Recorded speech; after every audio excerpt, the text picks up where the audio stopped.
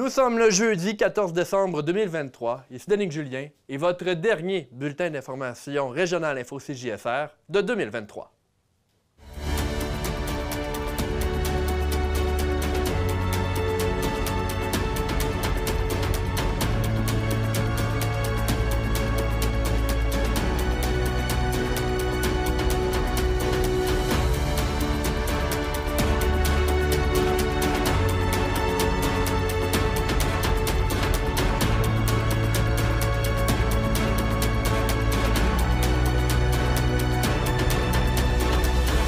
Le député de Portneuf au provincial, Vincent Caron, sera des nôtres pour faire un bilan de l'année 2023. Nous allons également parler des budgets 2024 des villes de Donnacona et de Saint-Raymond qui sont teintées par la période de l'inflation que nous vivons. Joël Godin, le député de Portneuf-Jacques Cartier au fédéral, sera également des nôtres un peu plus tard dans l'émission. Et finalement, nous avons plusieurs reportages à saveur de la période des fêtes à vous offrir. Bonne émission!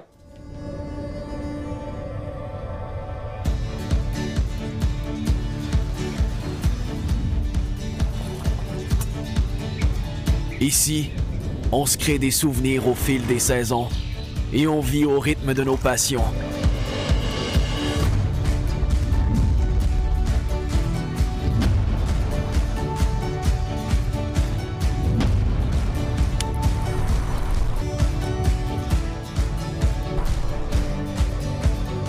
Ici, quand l'aventure nous appelle, on répond.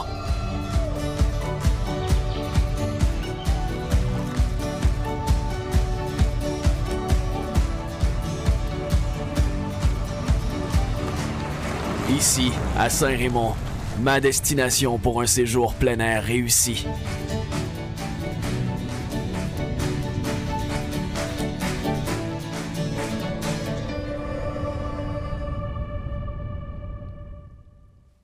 Mesdames et messieurs, bonsoir. Nous rejoignons en instant même le député de Portneuf, Vincent Caron, pour parler de ce qui a touché Portneuf au courant de la dernière année. Monsieur Caron, bonsoir.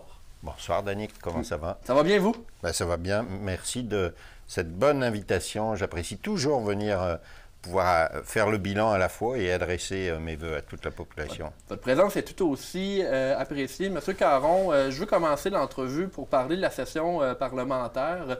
Comment ça s'est passé, la dernière session, là, selon vous, là, au Parlement? Si je dois être absolument honnête, je vais vous dire que ça n'a pas été la meilleure. Hein. Vous avez entendu, comme tout le monde, à quel point ça a brassé pas mal. Et puis, on ressent de l'insatisfaction au sein de la population. Et je comprends. Je comprends parce qu'il y a des décisions qui ont été prises qui l'ont peut-être été peut-être trop rapidement. Et donc, ça fait en sorte que la fin de la session a été pas mal animée. Mais écoutez, on est à la veille d'un petit congé. Ça va faire du bien. Je vous confiais il y a quelques instants que je vais avoir ce privilège d'aller passer des vacances avec mes parents en France, mettre la Switch sur off, comme on dit vulgairement, mais au moins parler et penser autre chose, et être de retour en 2024 d'aplomb pour Portneuf. Ça ne doit pas arriver souvent de pouvoir justement prendre un petit recul, donc on peut comprendre là, que ça va vous faire du bien. Monsieur Caron, il y a eu beaucoup d'activités dans Portneuf en 2023. Je pense notamment au passage des ministres Fitzgibbon et Julien à Alcoa au début de l'automne. Il y a eu également les infirmières qui sont arrivées pour justement là, dans la région de Portneuf. Selon vous, est-ce qu'il y a une annonce ou plusieurs annonces qui vous ont rendu particulièrement fiers pour la région de Portneuf là, en 2023? Bien, globalement, en effet, c'est quand même beaucoup d'argent qui ont été investis dans Portneuf, mais j'avoue qu'on a mis beaucoup d'emphase sur la mise à niveau de beaucoup d'équipements. Ça paraît pas beaucoup hein, quand les travaux sont finis, parce qu'on voit pas ça, mais les conduites d'eau, des conduites d'égout qui ont été rénovés dans pas mal de municipalités. Donc ça, c'est beaucoup, beaucoup d'argent. Puis le réseau avait été négligé un petit peu. Donc c'est important de rétablir cette situation. Et puis il y a ces beaux projets comme l'arrivée de cette cohorte d'infirmières, mais il y a eu le lancement de la construction d'une caserne à Donnacona. Bref, il y a eu beaucoup, beaucoup de choses. Et puis c'est ce qui fait en sorte que Portneuf est toujours vivant, Portneuf est toujours dynamique. Mais vous savez, il faut occuper cette place. Hein. À l'Assemblée nationale, j'ai des collègues qui en veulent beaucoup pour leur circonscription aussi. Donc mon rôle, eh bien, c'est d'être le porte-voix des élus, le porte-voix de la population, et puis de faire en sorte qu'on puisse comme ça décrocher de belles subventions, parce qu'une collectivité comme la nôtre, elle ne peut pas exister sans l'aide du gouvernement. Donc on a fait beaucoup de choses, mais il en reste encore beaucoup à faire. Et je veux diriger votre attention dans le monde de la santé parce que, bon, M. Caron, dans votre bilan 2022 que vous aviez fait avec M. Beausoleil, vous disiez que c'était un de vos objectifs importants pour 2023. Donc, comment la situation a-t-elle évolué, là, selon vous, là, en un an ici dans Portneuf? Ça demeure toujours une préoccupation et on a l'impression que le dossier n'est jamais conclu. Finalement, il est toujours aussi actif. Une chance ici dans le secteur plus au nord de Portneuf, dans le secteur de Saint-Raymond, on a des médecins qui ont accepté de venir grossir les rangs de la clinique de la Vallée. Donc ce qui fait en sorte qu'on a plus de patients qui sont pris en charge. On a aussi la mise en place de ce qu'on appelle vulgairement dans notre jargon le GAP, qui permet aux citoyens et citoyennes qui n'ont pas de médecin de famille de pouvoir accéder à un médecin dans un délai qui est très raisonnable maintenant. Donc ça a évolué dans ce secteur-ci. Hôpital régional de Portneuf, il y a eu le centre d'oncologie qui a été inauguré et on continue les travaux parce que il y a tout un étage qui, avec l'ouverture prochaine de la maison des aînés à Pont-Rouge, il y a tout un étage qui va se libérer. Donc moi je veux faire en sorte et je talonne au quotidien presque le CIUS de la capitale nationale pour m'assurer qu'on va ajouter des services ici à l'hôpital régional de Portneuf. Donc on continue dans ce sens-là. Dans l'ouest de Portneuf, en revanche, c'est toujours problématique, c'est moins attrayant et attirant visiblement pour les nouveaux médecins, mais c'est clairement là-bas qu'il va falloir mettre l'emphase maintenant. Et M. Caron, pour niveau éducation, une chose qui a fait beaucoup couler d'encre et beaucoup parler, c'est les écoles de Pont-Rouge, l'école de personnage qui est à pleine capacité au niveau du primaire et l'absence d'école secondaire dans ce secteur-là, alors que Pont-Rouge, c'est un endroit où le développement est assez important. Pouvez-vous nous dire là, quels sont les développements dans ce dossier-là pour les écoles primaires et secondaires? Bien, il faut déjà savoir que le dossier de l'école primaire n'est pas un dossier qui est tabletté. On essaye de gérer les finances publiques de la manière la plus saine possible. Et en fait, ce qui se passe, c'est que oui, on a dédié un budget pour agrandir l'école primaire, mais les soumissions qui sont sorties sont vraiment beaucoup, beaucoup plus élevées que les montants estimés.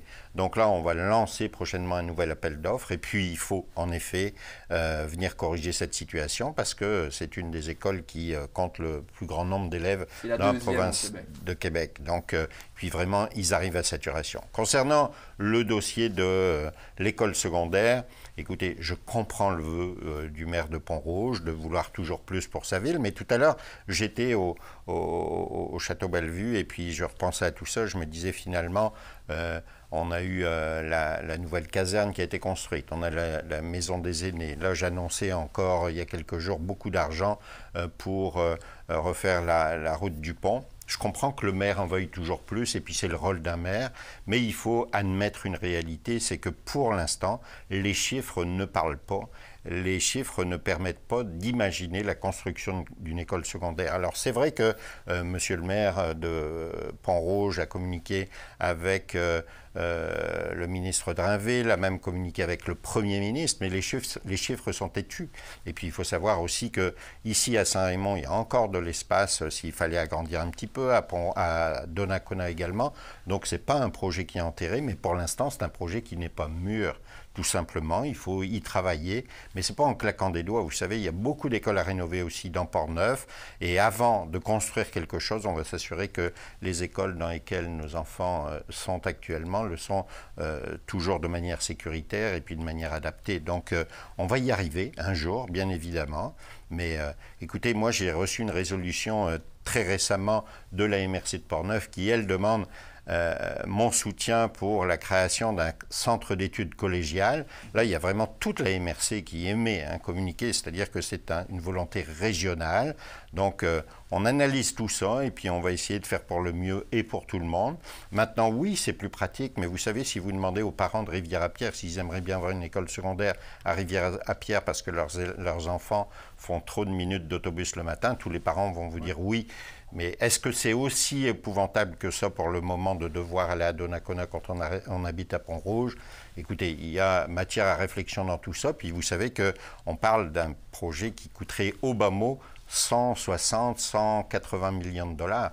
Donc ça mérite qu'on s'y attarde de manière très efficiente et puis aussi qu'on regarde un petit peu comment la situation évolue. Monsieur Caron, il faut poursuivre parce que je vois que le temps file et je voulais vous amener aussi sur un autre dossier parce que vous êtes adjoint gouvernemental au niveau du tourisme dans la capitale nationale pour épauler Madame la ministre Caroline Proulx. Le tourisme dans Portneuf, dans la capitale nationale en 2023, ça s'est bien passé ou Oui, ça va bien, ça va bien. Ce matin, on annonçait aussi avec la ministre Caroline Proulx justement beaucoup d'argent pour faire en sorte que Québec fasse partie de la porte d'entrée, d'une des 3 grandes portes d'entrée finalement pour le tourisme. Et quand on parle de Québec, on parle bien entendu de toute la région élargie, donc on inclut aussi Portneuf et Charlevoix.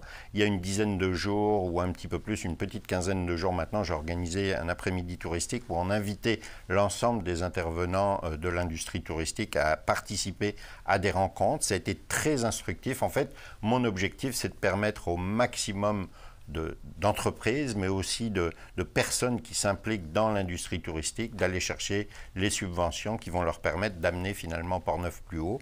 Donc les répercussions pour Portneuf, eh bien, c'est que du positif aussi.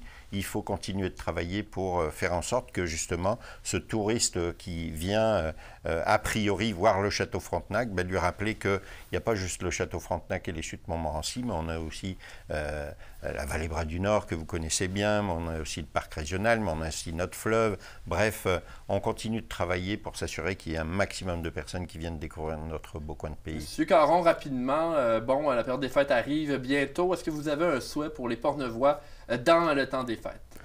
Souhait, c'est toujours la santé, bien entendu, mais je souhaite aussi qu'on retrouve une qualité de vie qui soit encore plus épanouie et puis un pouvoir d'achat qui aille de mieux en mieux, parce que je sais, et je suis bien conscient que pour beaucoup d'entre nous, c'est difficile. Donc, gardons espoir. Moi, en tout cas, je vais toujours être aux côtés des Portneuvoises et des Portneuvois. C'est mon parti politique, Portneuf. Hein. C'est pour ça que j'ai souhaité devenir le député des gens de cette circonscription. Donc, le meilleur pour l'ensemble des personnes qui y résident. Et puis, c'est toujours avec la même détermination que je vais me lever chaque matin pour travailler pour eux. Vincent Caron, député de Portneuf. Je vous remercie d'avoir été des nôtres et je vous souhaite un agréable temps des fêtes. Merci beaucoup à vous également. Merci encore. On poursuit dans Info CJSR. Au retour de la pause, il est question des nouveaux budgets des villes de Portneuf, principalement Donnacona et Saint-Raymond. Restez des nôtres.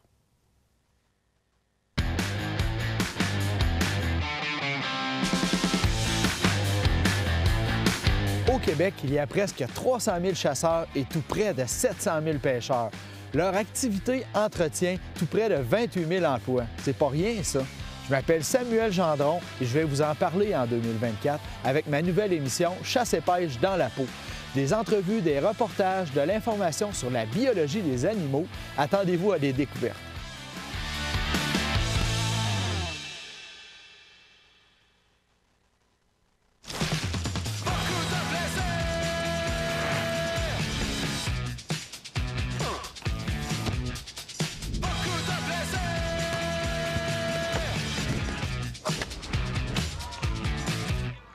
Le mois de décembre est synonyme de période de dévoilement des budgets pour les municipalités du Québec. Les citoyens de la ville de Saint-Raymond-de-Portneuf auront une augmentation du taux de taxe de 2,9 pour le taux de base et de 4,8 pour le secteur commercial et industriel. Il y a également un petit bémol à mettre là-dessus.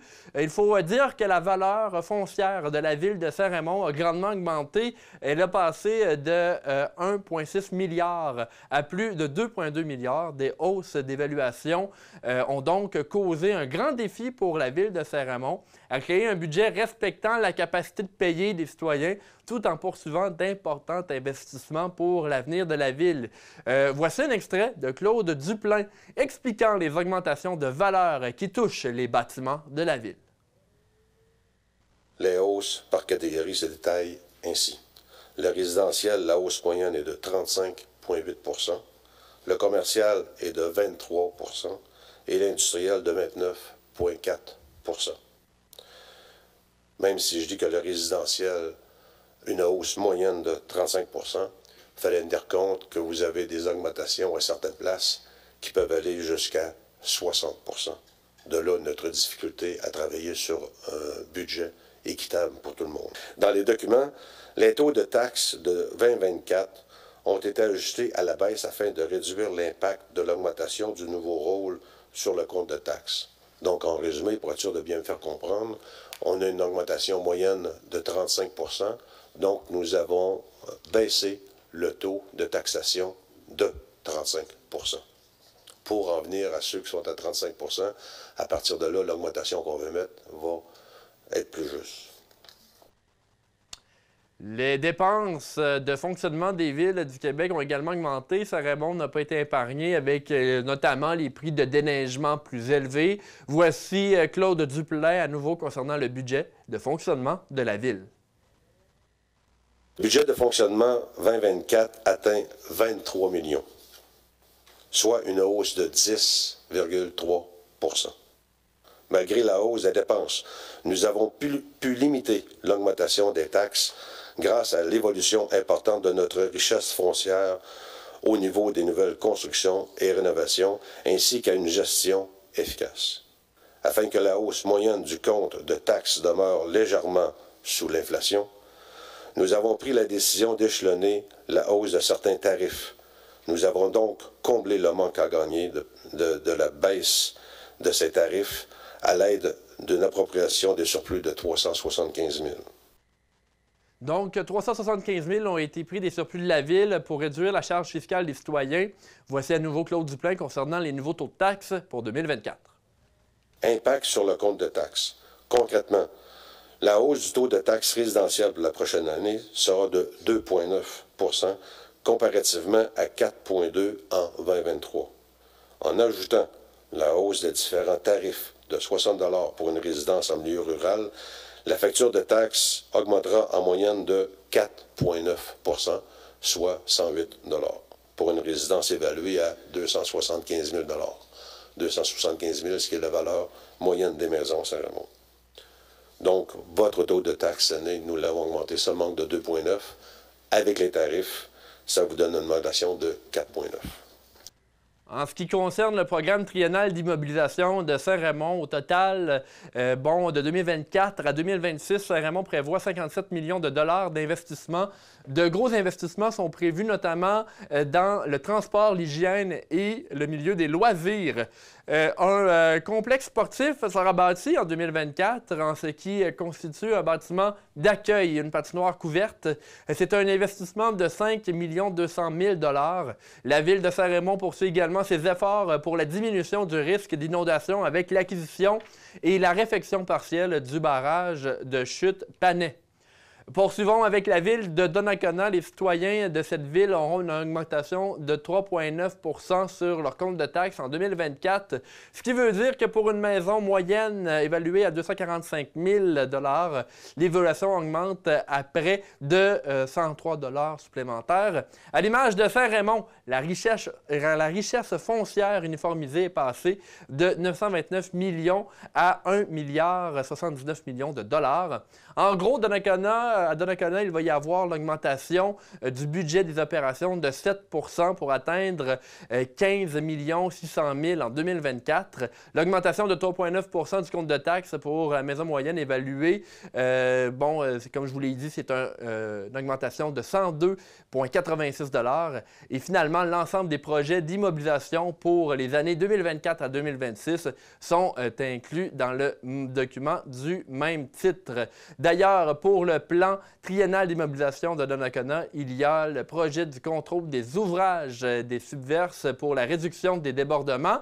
Il y a également, selon Sylvain Germain, le projet, ce projet-là est laborieux, notamment en raison de discussions compliquées avec le Canadien national. Il y a aussi la conversion du terrain naturel de soccer-football en terrain synthétique.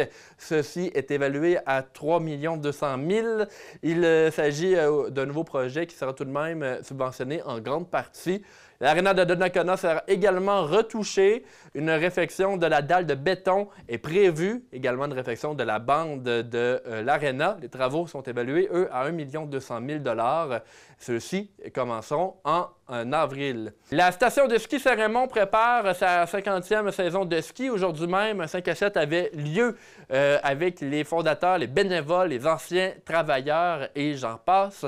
En fait, il s'agissait d'un événement qui vise à commémorer les bons moments vécus à la station de ski. La programmation a d'ailleurs été annoncée aujourd'hui et j'en ai une copie ici. On peut voir dès le vendredi, le 19 janvier, il y aura un vendredi thématique soirée d'antan. Donc, une tarification qui est réduite, les glissades qui seront ouvertes en soirée, une descente au flambeau et j'en passe. Le 9 février, il y a également une autre thématique, c'est la soirée Light Stick, une glissade qui est ouverte en soirée également, compétition amicale dans la piste 5. Il y a également une panoplie d'autres activités. Je vous invite à consulter la page, les pages d'information du centre de ski. Maintenant, on poursuit avec le plan de réaménagement du centre-ville. Oui, Saint-Raymond qui va procéder à l'achat d'une maison située entre la rue Perrin et la rue Saint-Joseph en face de la maison Plamondon. La prise de possession ne se fera pas tout de suite, mais une chose est sûre, la Ville souhaite désengorger ce secteur du centre-ville et en plaçant une rue à cet endroit, la circulation en provenance de l'Estacade se fera plus facilement. Voici les propos du maire Claude Duplain. La rue Perrin, avec tout ce qui s'en vient, la rue Perrin, qui avant avait un accès de la rue Saint-Joseph, nous avons décidé de faire ouvrir complètement la rue Perrin jusqu'à la rue Saint-Joseph pour désengorger le secteur de la rue de l'Hôtel de Ville. Pour ce faire, nous devons procéder à l'achat d'une maison, qui est celle que vous voyez à l'écran. Et les pourparlers intervenus entre la Ville et les propriétaires, ainsi que la promesse d'achat signée entre les parties par laquelle les propriétaires sont d'accord le fait de vendre l'immeuble au montant de 260 000 $ et se sont entendus sur d'autres conditions. Donc, nous allons acquérir cette maison. La ville de Sainte-Catherine de la Jacques-Cartier fêtera ses 200 années d'existence en 2024. Une conférence de presse a eu lieu ce matin en compagnie de la Société d'histoire catrinoise. Je me suis entretenu avec le maire Pierre Delbecq et la présidente de la Société d'histoire, Joanne Boucher. Voici donc cette entrevue. Ici Denis Julien, journaliste. Je suis présentement avec Mme Joanne Boucher de la Société d'histoire catrinoise. Bonjour. Bonjour. Également avec nous, M. Pierre Delbecq, maire de Sainte-Catherine. Bonjour, M. Delbecq. Bonjour, bonjour. Alors, on parle du 200e de Sainte-Catherine.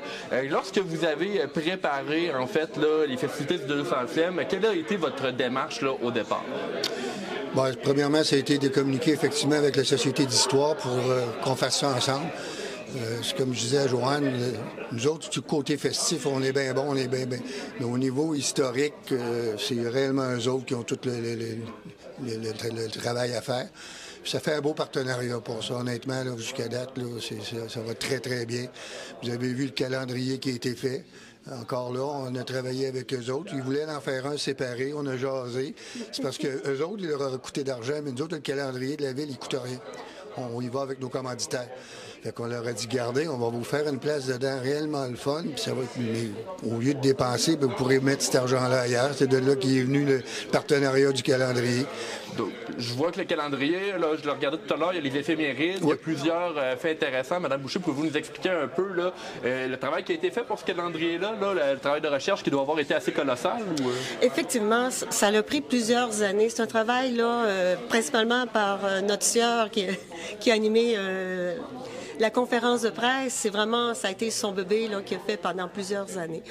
En plus, associé aux éphémérides qui est présenté dans le calendrier, les gens vont pouvoir aller sur le site web de la Société d'histoire et à chaque mois, on va ajouter des documents supplémentaires associés aux éphémérides qui sont présentés. Parce que dans le calendrier, on peut juste présenter qu'une petite note. Hein? Le 6 janvier 1909, incendie majeur, l'église est complètement détruite.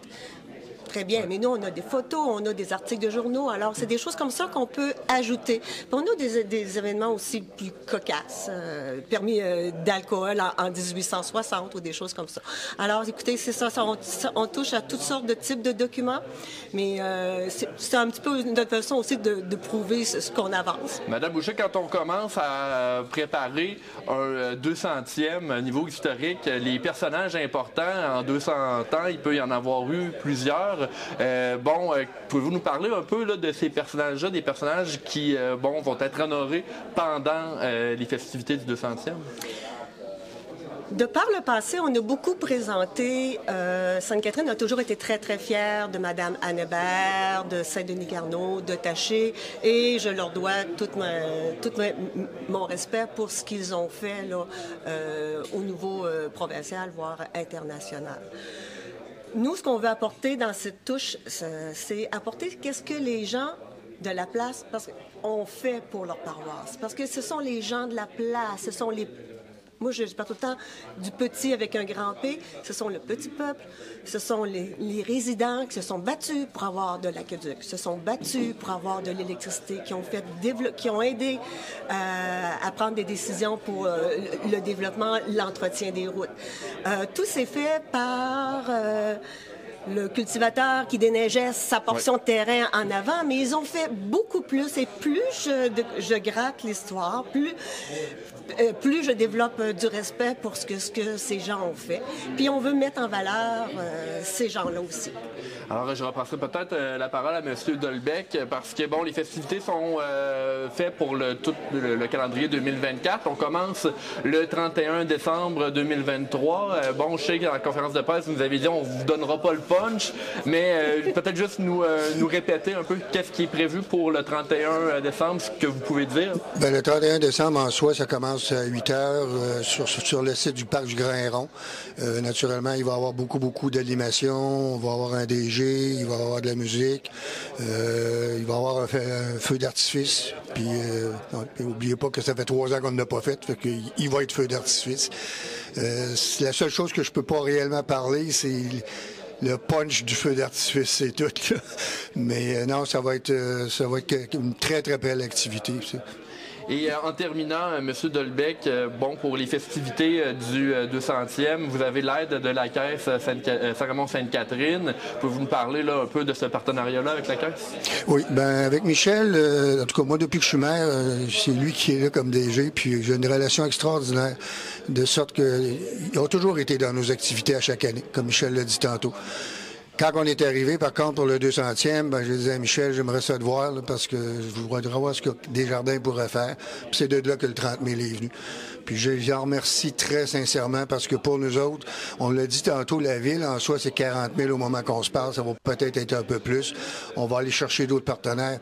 Mais un partenaire à 30 000, là, t'en as pas tous les coins de rue. Là. Donc, c'est une belle valeur ajoutée pour nous autres. Autrement dit, au lieu d'avoir un budget de 40 000, on tombe à 70 000 du jour au lendemain. Là. Fait que c'est quand même très intéressant. Alors, Pierre Dolbec, maire de Sainte-Catherine, merci beaucoup. Joanne Boucher, présidente de la Société d'histoire catrinoise, merci à vous également. Merci beaucoup. Alors que les activités de Nez Rouge battent leur plein au Québec et dans Portneuf, Charles Laviolette s'est entretenu avec un bénévole d'expérience qui est d'ailleurs le président d'honneur de la campagne portneuvoise portée par le Halo Entraide communautaire, M. Cassien Pagé. Il y a également parlé avec lui de l'importance du bénévolat. Voici son reportage.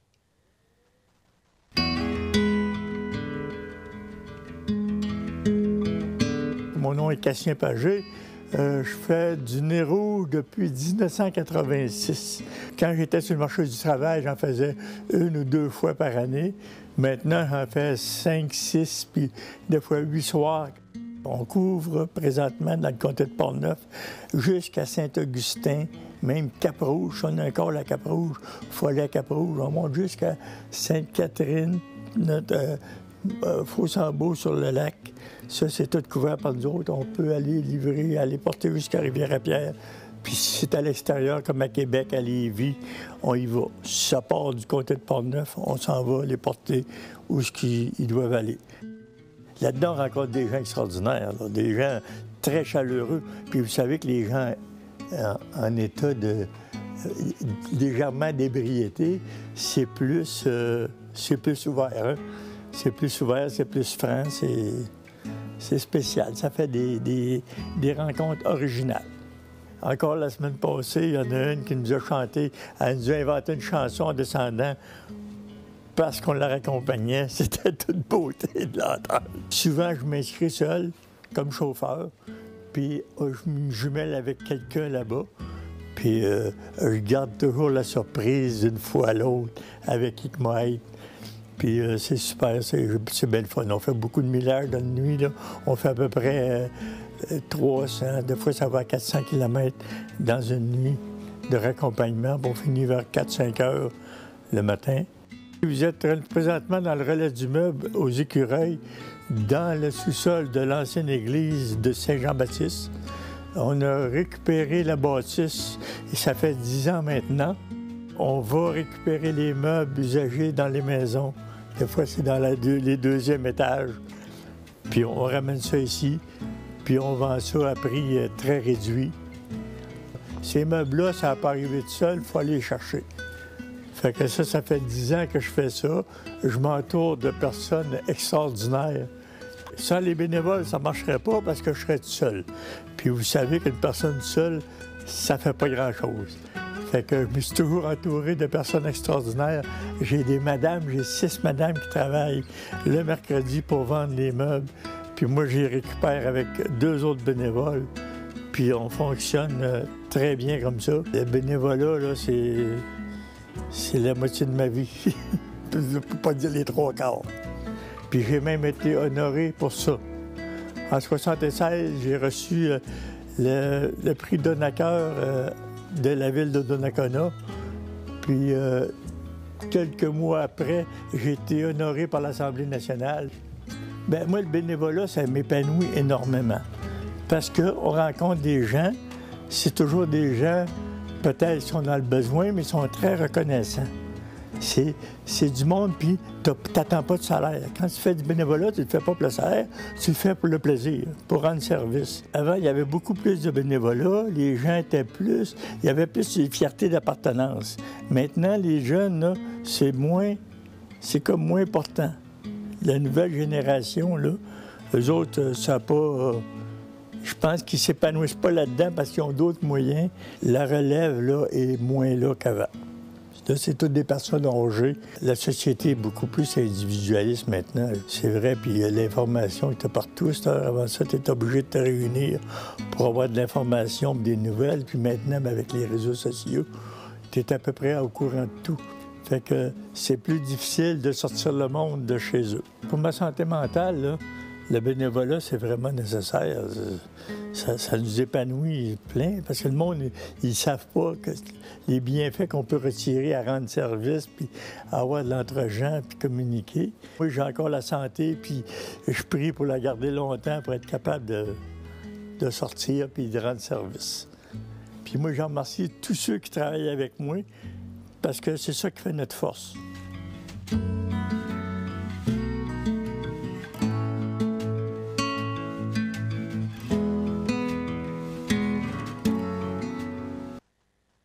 Alors, à l'image de ce que j'ai fait avec Vincent Caron un peu plus tôt, il y a une entrevue pour vous avec M. Joël Godin. On l'écoute dès maintenant. Avec moi, en fait, par vidéoconférence, le député de Portneuf-Jacques-Cartier, Joël Godin. M. Godin, bonjour. Bonjour, M. Julien. J'aurais bien aimé être avec vous ce soir, mais on est en différé. On enregistre l'entrevue via la technologie qui est rendue disponible maintenant après la COVID. Et je dois vous dire que je me dirige après l'entrevue à la période de questions à la Chambre des communes à Ottawa. Comment ça fonctionne à Ottawa, là, de cette semaine et depuis les dernières semaines? On sait qu'il y a un climat assez difficile. En fait, un climat difficile, un climat très partisan. J'oserais dire plus partisan que difficile. Ça fait partie de, permettez-moi l'expression, la game politique. Et évidemment que tous les partis politiques utilisent les outils à leur disponibilité. Puis ça fait partie de la procédure. C'est des outils qui existent et que depuis que le Parlement existe, c'est utilisé par tous les partis au pouvoir ou à l'opposition. Monsieur Godin, je vous ai invité aujourd'hui pour parler, faire un bilan de 2023, également regarder les souhaits pour 2024. Et la première chose que j'ai envie de vous demander, parce que j'ai regardé un peu vos activités dans les dernières semaines, et la taxe carbone, Monsieur Godin, c'est encore un sujet qui vous tient à cœur. Absolument. Et la taxe carbone, en fait, il faut partir du début. Okay. Les changements climatiques, il faut les reconnaître. Nous, au Parti conservateur du Canada, on les reconnaît. Maintenant, le gouvernement en place, qui est là depuis 8 ans, a mis une taxe carbone. Et je suis obligé de vous dire, puis encore une fois, c'est des résultats qui ne sont pas partisans et non politiques. C'est lors de la COP 28, il est sorti un nouveau rapport sur les émissions de gaz à effet de serre. À l'époque, l'an passé, le ministre de l'Environnement du Canada avait reçu une note de 58 sur 65. Et aujourd'hui, cette semaine, il est sorti un nouveau rapport. Et au lieu d'améliorer le bulletin de l'environnement au Canada, en lien avec les émissions de gaz à effet de serre, le Canada a reculé de 4 positions. Il est rendu maintenant à la 62e position. Alors, ce que l'on dit, nous, c'est que la taxe carbone n'est pas un plan pour l'environnement, mais c'est un plan financier pour générer de l'argent et ça ne fonctionne pas. Alors, nous, on dit que ce n'est pas le meilleur outil. La taxe carbone est valorisée par certains experts qui disent que la taxe carbone a un effet. Mais il faut reconnaître que le Canada est le 2e plus grand pays au monde après la Russie. Alors, la forte densité n'existe pas ici au Canada. Et c'est peut-être un élément qui n'est pas considéré lorsqu'on dit que la taxe carbone est efficace, parce qu'ici au Canada, elle ne l'est pas. Et encore une fois, on a eu les résultats cette semaine. Donc, au Parti conservateur, M. Godin, on voudrait l'abolir justement pour alléger le fardeau financier des citoyens? En fait, oui, parce que là, on vient d'ajouter une 2e taxe qui s'ajoute au coût de la vie. Et je pense que, 1, il n'y a pas de résultat au niveau de la diminution des gaz à effet de serre. Et 2, les citoyens, permettez-moi l'expression encore une fois, j'utilise souvent cette expression-là, mais les gens sont égorgés. Les gens ont de la misère à arriver et on vient ajouter une taxe carbone qui ne fonctionne pas. Alors nous, on dit arrêtez la taxe carbone, donnez de l'oxygène un peu aux citoyens et permettons-leur de pouvoir vivre dans une meilleure qualité de vie et faire en sorte que l'on puisse libérer de l'argent et avoir une action cohérente envers la société canadienne. Monsieur Godin, 2023, pour vous, en tant que député de Portneuf-Jacques-Cartier, comment ça s'est passé là, en général? En fait, le plus gros dossier que j'ai eu à piloter, c'est la loi des langues officielles qui a été sanctionnée en juin dernier. C'est un projet de loi qui, malheureusement, n'a pas assez de mordant selon nous. Mais, comme j'ai déjà dit, c'est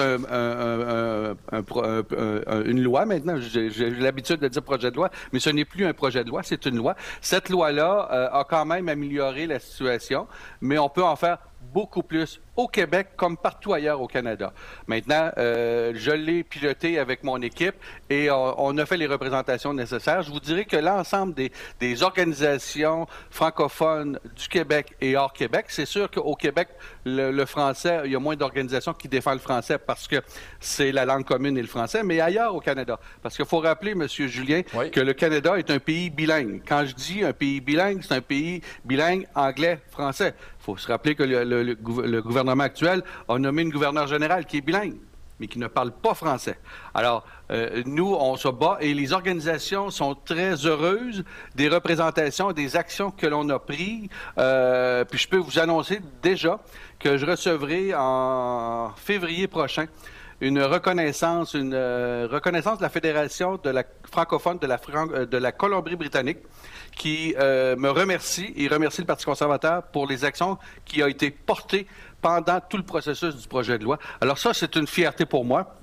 Et quand je suis entré en politique, j'ai voulu mettre une virgule dans le livre d'histoire et je pense que j'ai écrit quelques mots. Donc, M. Godin, pour vous, c'est important de protéger la langue française. Absolument. Et tant aussi longtemps que le Canada sera un pays bilingue français-anglais, je vais me battre pour maintenir et développer et faire grandir la langue française. Je pense que ça fait partie de notre ADN. Il faut en être fier. Ça fait de nous, le Canada, un pays unique en Amérique du Nord. Il faut le valoriser et il faut en faire une force. Il ne faut pas en faire une confrontation avec l'anglais. Moi, j'ai rien contre l'anglais. Je peux vous dire, M. Julien, que je prends des cours d'anglais 2 fois par semaine et c'est pas facile. Mais je progresse et je pense qu'il faut travailler ensemble. Et soyons honnêtes, quelqu'un qui est bilingue a beaucoup plus d'opportunités qu'un unilingue, soit anglais, soit français. Alors, créons des opportunités et voyons-le positivement. Et arrêtons le déclin du français, protégeons et faisons la promotion des 2 langues officielles au Canada. Joël Godin, député de Portneuf, Jacques Cartier. Pour 2024, est-ce qu'il y a des dossiers qui vont justement là, bénéficier de votre attention ou que vous allez surveiller là, pour la prochaine année? Bien, évidemment qu'on va continuer à se battre pour diminuer l'impact du coût de la vie pour les citoyens et citoyennes, donner de l'oxygène. Évidemment que 2024, on ne le sait pas, on sera peut-être en élection, on est dans un gouvernement minoritaire et il y a beaucoup de rumeurs qui circulent, mais on n'est pas dans le secret des dieux. Le gouvernement pourra aller jusqu'en octobre 2025, mais il pourrait tomber d'ici là si le NPD laisse tomber le gouvernement ou si le NPD ou le Bloc vote contre le gouvernement. Alors nous, on pourrait à ce moment-là appuyer et défaire le gouvernement, mais c'est de la stratégie politique et je suis pas dans le secret des dieux, mais il y a une possibilité. Maintenant, si on regarde dans la circonscription, un dossier qui est bien important, qui a évolué à pas de tortue depuis 20 ans qu'on en entend parler, c'est le quai de Portneuf. Ce projet-là doit évoluer, doit avancer. Il y a des discussions, il y a des communications avec le ministère des Transports du Canada. Maintenant, on verra où ça va atterrir, mais il y a une belle collaboration entre le provincial, le maire Alain et moi au niveau fédéral pour faire avancer le dossier dans l'intérêt des citoyens de Portneuf-Jacques-Cartier. Parce que vous savez, M. Julien, on se bat pour maintenir la tête du quai. Oui. Et on veut profiter des installations de la mise à niveau pour l'environnement par l'obligation du ministère des Transports pour profiter de la cale sèche pour faire des travaux et diminuer la facture qui est... C'est toujours le même citoyen qui paye, hein? Que ce soit des taxes fédérales, provinciales ou municipales, c'est le même citoyen qui demeure dans Portneuf-Jacques-Cartier et on est là pour travailler dans ce sens-là. Maintenant, il y a évidemment beaucoup de dossiers en circonscription, des dossiers sur les passeports, des dossiers sur l'Agence de revenus du Canada, les dossiers qui relient tous les citoyens avec un ministère au gouvernement du Canada. Nous sommes là pour accompagner ces gens-là et je vous dirais que mon équipe fait un excellent travail pour aider les citoyens. On ne peut pas gagner toutes les batailles et nous, on est là pour faciliter. Malheureusement, pour les citoyens, souvent, ils tombent dans des boîtes vocales. Nous, on a des accès. Des fois aussi, on tombe dans des boîtes vocales, mais la plupart du temps, on est capable d'avoir des réponses. Mais c'est l'objectif premier, c'est d'aider les citoyens et les entreprises, ou surtout quand on parle d'entreprise, les situations au niveau de l'immigration, de la pénurie de main-d'œuvre. Alors, on travaille beaucoup là-dessus. Monsieur Godin, il y a une chose que vous avez dit, en début, après cette question-là, vous avez dit qu'il pourrait peut-être y avoir des élections en 2024. Bon, il faut savoir là, que le Parti conservateur, vous montez un peu dans les sondages. Est-ce que je me trompe? Disons que les sondages, présentement, démontrent que nous avons le vent dans le dos et non le vent dans la face, comme on dit en langage politique. Mais vous savez, c'est la photo prise au moment où le sondage est pris. Alors, il ne faut pas s'asseoir là-dessus. Je vous dirais que c'est des situations favorables, mais le favorable n'est pas toujours éternel. Et en terminant, je veux revenir avec des dossiers qui parlent de Portneuf-Jacques-Cartier. Il y a un dossier, je parlais avec la mairesse de Rivière-à-Pierre pas plus tard qu'il y a 2 semaines, et un dossier qui est encore très important pour les citoyens là-bas, c'est la communication. Est-ce que c'est un dossier que vous, en tant que député, vous continuez de suivre justement les développements? Oui, mais malheureusement, le gouvernement fédéral avait des argents, mais ils ont priorisé des secteurs et malheureusement, Rivière-à-Pierre n'était pas identifié. Sauf qu'il faut comprendre aussi que c'est un dossier de sécurité publique et la sécurité publique, c'est au niveau provincial. Alors, il y a des juridictions qui s'entrecroisent, il faut travailler de concert et j'ai eu de bonnes discussions avec Mme la mairesse à Rivière-à-Pierre. Maintenant, je n'ai pas de réponse aujourd'hui à vous annoncer, mais on travaille dans ce sens-là. Mais les efforts doivent être concertés pour avoir un résultat. Et il faut travailler avec la sécurité publique au Québec et les communications du gouvernement fédéral. Alors, on est à la fin de notre entrevue, M. Godin. Pour 2024, est-ce que vous auriez là, un souhait là, pour les gens de la circonscription Portneuf-Jacques-Cartier? En fait, je souhaite que chacun des citoyens et citoyennes puisse profiter au maximum, que 2024 soit la meilleure de leurs années. Je vais leur souhaiter évidemment du bonheur, du bien-être, de la santé, mais surtout, cette année, je me permets de souhaiter la paix. La paix parce que si on regarde ce qui se passe chez nous versus ce qui se passe ailleurs sur la planète, nous sommes des privilégiés. Oui, le Canada n'est pas un pays parfait, mais nous sommes choyés et je pense qu'il faut en profiter. Et j'espère qu'ils auront les moyens de mordre dans la vie et je leur souhaite une très bonne période des fêtes, un joyeux Noël et une très bonne année 2024. Et ça s'adresse à vous aussi, M. Julien. Eh bien, M. Godin, je vous renvoie le même souhait et je vous remercie d'avoir participé à cette entrevue. Évidemment, on va espérer pouvoir là, vous voir en personne là, en 2024 pour des prochains entretiens. On va tout faire pour être en studio. Au plaisir, merci beaucoup. Encore une fois, de très joyeuses fêtes à tous les citoyens de Portneuf-Jacques-Cartier. Et merci d'être là. Merci, M. Godin. La fin de semaine dernière, plusieurs organismes de la région se sont regroupés à Deschambault pour organiser l'événement Noël au village de Deschambault. Voici le reportage de Philippe Papillon.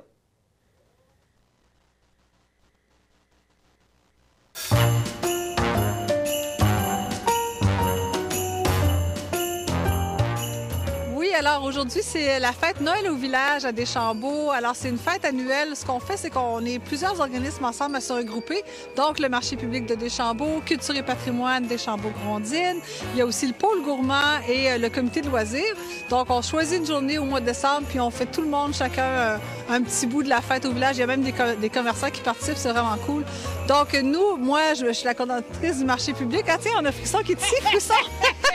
Bonjour, mais il y a même Frisson qui est là avec nous. Ben oui, ça se passe bien? Ben ça se passe bien. Il y a du monde, c'est incroyable, c'est super. Wow! Ah, ben, on est toujours content qu'à Frisson peut être avec nous. Il y avait une chorale aussi qui est venue chanter plus tôt aujourd'hui avec... C'était le pôle gourmand qui nous a envoyé une belle chorale qui a chanté à cappella. Donc nous, c'est ça ici. Donc on s'occupe du volet agroalimentaire de la fête. On a une douzaine de producteurs sur le site. Oh, justement, je pense que je vais en voir un. Il y en a qui m'appellent. Okay. Bye bye, la gang! Salut! Oh, pardon, j'ai accroché le micro. Donc c'est ça. Donc nous, les producteurs qui sont ici aujourd'hui, c'est la plupart des producteurs qui sont... Plusieurs d'entre eux sont là pendant l'été. Je pense qu'on a une nouvelle personne qui n'est pas là l'été. Alors voilà, c'est la fête annuelle. On est très contents, il fait beau. Puis on invite toute la population à se joindre à nous cette année ou l'année prochaine, on sera de retour. Alors, Culture et patrimoine Deschambault-Grondines gère des institutions muséales. C'est la mission première de l'organisme, dont le vieux presbytère ici derrière, qu'on ouvre pour l'événement depuis quelques années. Donc, on accueille un volet artisan à l'intérieur du vieux presbytère, mais aussi à la sacristie de l'église depuis 2 ans. Donc, ça permet de bonifier la quantité d'artisans qui sont ici. Donc, c'est une activité qu'on fait en plus de nos activités muséales qui se déroulent principalement l'été. Le pôle gourmand, en fait, c'est un élan collectif. C'est un élan collectif qui vise à faire connaître Deschambault-Grondines comme destination gourmande. Fait qu'il y a un comité de pilotage où est-ce que c'est les entrepreneurs, les commerçants, les restaurateurs qui se regroupent pour décider de prendre des actions, organiser des événements pour vraiment faire connaître, autant pour les gens du village que pour les gens de l'extérieur, découvrir vraiment c'est quoi l'offre. Parce qu'à Deschambault, c'est assez exceptionnel.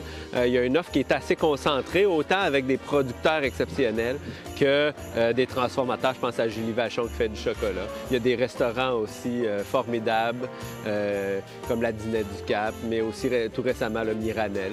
Donc c'est vraiment un élan collectif pour faire connaître les bons produits. Bien, le pôle gourmand vient, en quelque sorte, nous, on aime à croire qu'on vient lier un peu tout le monde, autant dans nos activités de manière générale, mais aussi pour l'événement là, Noël au Voulage. Tu sais, depuis plusieurs années, il y a plusieurs marchés, puis là, bien, nous, on sent qu'on vient, puis on apporte notre petite touche, puis bien, cette année, on a ouvert un nouveau pôle d'animation avec un autre feu, un autre rond de feu, fait que ça fait que bien, le village en entier devient festif. Puis ben c'est ce qu'on souhaite apporter au village. Puis faire connaître aussi évidemment les bons produits. Aujourd'hui, là, on avait la chance d'avoir Mobilo Pizza qui venait présenter, offrir des bons croque-monsieur. Fait que on essaie de faire en même temps toujours une vitrine pour les transformateurs et producteurs. Oui, on est très satisfaits. Le public est au rendez-vous cette année. La température est de notre côté. On est chanceux, malgré les petits stress à chaque fois qu'on organise un événement à l'extérieur. Donc, les artisans sont satisfaits aussi de l'achalandage. Tout le monde est content.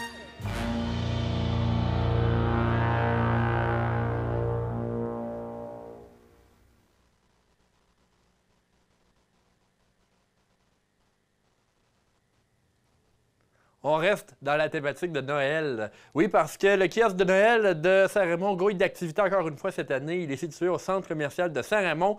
Une multitude de jouets sont disponibles pour les jeunes et moins jeunes. Tout fonctionne avec un système de dons et d'échanges.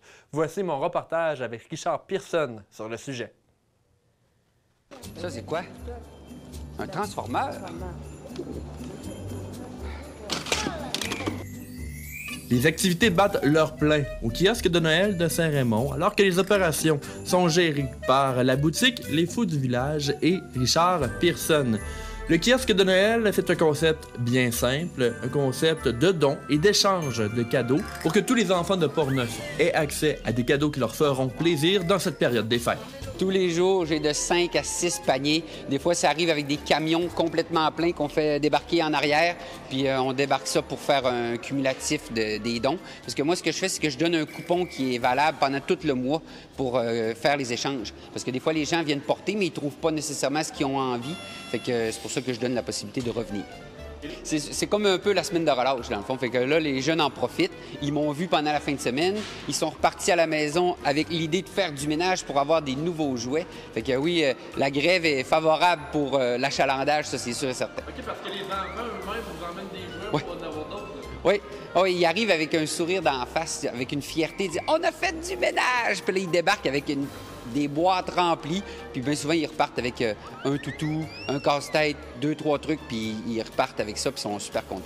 Lorsqu'il a commencé, il y a 16 ans, Richard Pearson voulait faire don de cadeaux au SOS Accueil de Saint-Raymond, mais après discussion avec Madame Gingras, il s'est rendu compte que des dons en argent seraient plus appropriés. Le voici, concernant la fondation du kiosque de Noël. Dans le fond, moi, j'ai commencé parce qu'on avait trop de trucs à la maison, principalement des jouets avec les 4 enfants. Fait que je suis allé les porter au SOS Accueil, qui est ici à Saint-Raymond. Puis je me suis rendu compte qu'ils les donnaient vraiment à faible coût. Fait que j'ai parlé à la responsable, Mme Gingras, puis j'ai demandé qu'est-ce qu'elle préférait, avoir des dons en argent ou des dons en matériel. Puis elle m'a confirmé que des dons en argent, c'était plus facile parce que en matériel, comme vous voyez, ça s'accumule très rapidement et très facilement.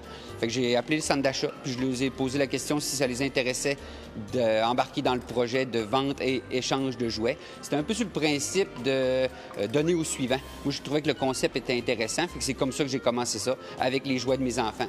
Fait que d'année en année, ben le projet a grossi. Puis depuis 2017 que j'ai le grand local dans le centre commercial, parce qu'il y a beaucoup de jouets qui nous est offert. Avec les années, le kiosque de Noël a si bien gagné en popularité que l'inventaire de jouets peut doubler en seulement un mois de pratique. Voici Richard Pearson concernant les surplus. Oui, exactement. Dans le fond, habituellement, là, je double mon inventaire de début de kiosque. Fait que là, en 4 semaines, je vais me ramasser avec un équivalent de 1000 caisses de matériel. Fait que ce qu'on va faire après ça, c'est qu'on va faire une vente de liquidation le 26. Tout va être à 1 $. Puis les dons qu'on va avoir reçus vont être redistribués à d'autres organismes, puis vont être vendus en vrac pour l'outre-mer. C'est ça, exactement. Je le donne soit pour des organismes qui, eux, l'envoient en Afrique. J'ai une compagnie pour le Guatemala aussi, pour tout ce qui est décoration de Noël. J'en offre aux différents organismes du comté, pour ceux-là qui en veulent. Mais eux autres aussi ont le même problème, si on peut dire. Ils ont beaucoup de matériel. Fait que c'est pour ça que ça s'en va à l'extérieur. En plus de s'occuper du kiosque de Noël depuis 16 ans, Richard Pierson a également sa boutique Les Fous du village, toujours au centre d'achat de Saint-Raymond. Le voici à ce sujet.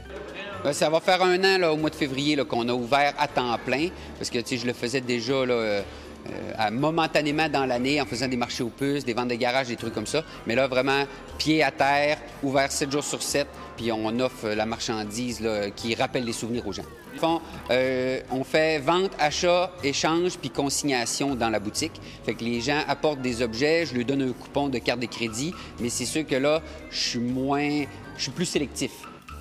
C'était Danick Julien pour CJSR. Décembre veut souvent dire beaucoup de travail pour les entreprises. D'ici, l'une d'entre elles est Julie Vachon Chocolat, qui travaille à la conception notamment de bûches de Noël par les temps qui courent. Voici le reportage de Philippe Papillon.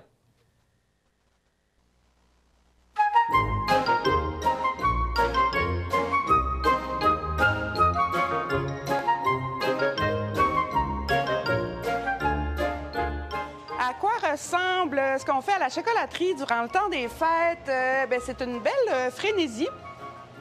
Donc, on prépare à l'avance plusieurs marchés de Noël, on prépare le magasin, plusieurs produits spécifiques. On a notamment les bûches de Noël, tout ce qui est les bombes de chocolat chaud, on fait beaucoup de bonbonnières.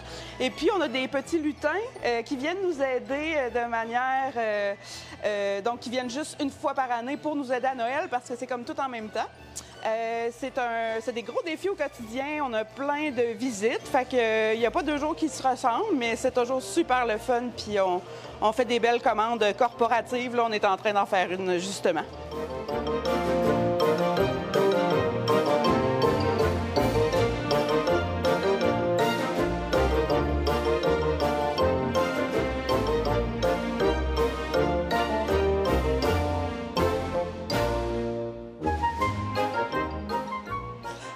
Avec les bûches, ce qui est intéressant, c'est qu'on les change à chaque année. C'est Gabrielle Paquin, la chef pâtissière, qui s'occupe de tout ça. Cette année, on en a 4, dont une individuelle qui est en plus sans gluten pour arranger tous les régimes, ou en tout cas servir le plus de convives possible. Elle est super flyée, donc c'est avec du thé de chai, Dans le fond, le thé de chai est infusé dans la crème qui sert à faire la mousse au chocolat. Puis c'est un gâteau style financier, mais avec du sarrasin. Et puis, il y a un beau chocolat au caramel autour, puis une petite bougie. Ça ressemble vraiment à une petite bougie. C'est vraiment cute. Ensuite de ça, on en a 2 qui sont look classique. Bien, classique. C'est de la pâtisserie moderne, dans le sens que c'est pas une bûche roulée gâteau comme nos mamans faisaient. Donc, le décor est un petit peu plus moderne. Il y en a une qui s'appelle la Merveilleuse, qui est avec de la framboise, du Baileys, du chocolat, et puis une touche de... C'est ça, c'est la crème irlandaise, puis elle est rouge pétante, elle est vraiment belle. Et puis, on a la classique chocolat, chocolat, chocolat, chocolat, chocolat et vanille de Madagascar au cœur. C'est un crémeux, c'est très, très bon. Et finalement, on en a une qui est pistache. Moi, c'est mon coup de cœur cette année. Mousse à la pistache, une gelée acidulée, framboise et canneberge, un gâteau à la pistache, plein de pistaches, recouvert d'un glaçage miroir blanc. Puis c'est une lettre, c'est comme une lettre au Père Noël. Fait que ça aussi, c'est assez audacieux, là, vous irez les voir sur la page Facebook, mais ben oui, je pense que nos bûches sont intéressantes. Puis elles changent chaque année, fait que c'est le fun pour le public.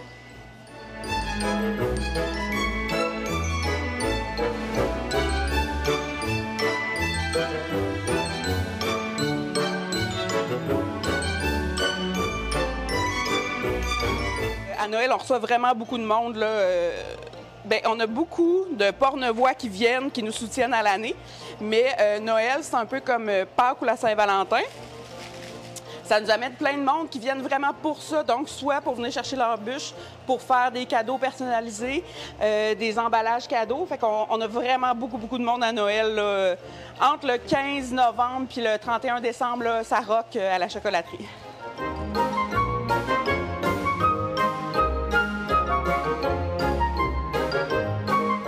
Alors, si je peux parler du nouveau local, ben oui, vous en avez un peu un aperçu ici.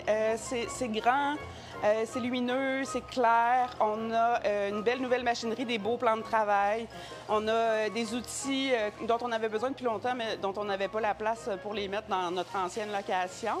Donc, c'est vraiment une belle façon de poursuivre l'expansion de l'entreprise parce qu'on a enfin la place là, pour réaliser nos projets. C'est vraiment le fun.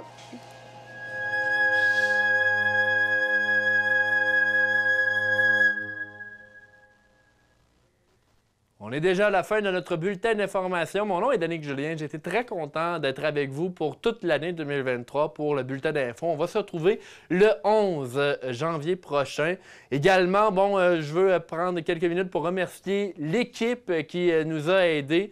L'équipe Philippe, Carole, Luc, Tony, Charles, Suzy, Aubert pour leur aide. On se retrouve le 11 janvier 2024. Mon nom est Danick Julien.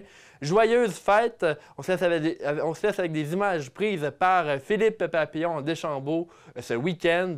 Je vous souhaite de passer une très bonne fin de soirée.